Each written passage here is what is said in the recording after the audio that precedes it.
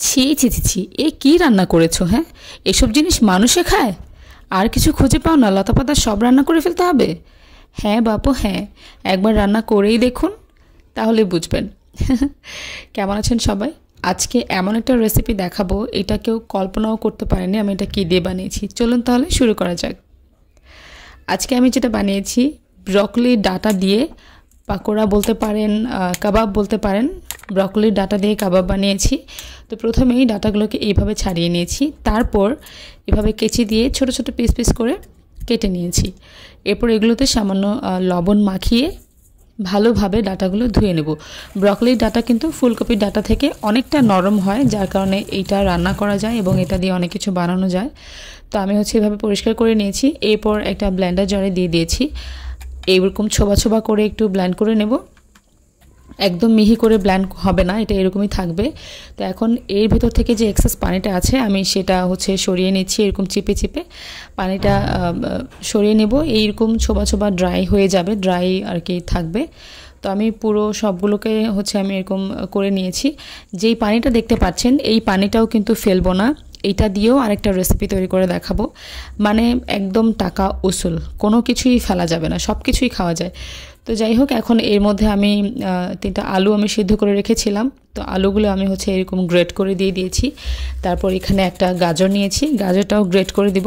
গাজর দিলে যেটা হয়, দেখতে কালারটা একটু ভালো লাগে, মানে কালারফুল লাগে। তো এর মধ্যে আমি একে একে পেঁয়াজ, কাঁচামরিচ কুচি, তারপর ধনেপাতা কুচি, যা যা দেওয়ার এগুলো দিয়ে দিচ্ছি।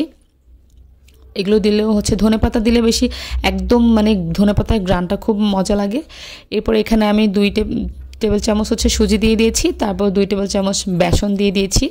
এরপর পরিমাণ মতো লবণ দিয়েছি, হলুদ, মরিচ এগুলো অল্প অল্পই দিচ্ছি যেন খুব বেশি একটা স্মেল না আসে। তারপর এখানে গরম মশলা দিয়ে দিয়েছি একটু।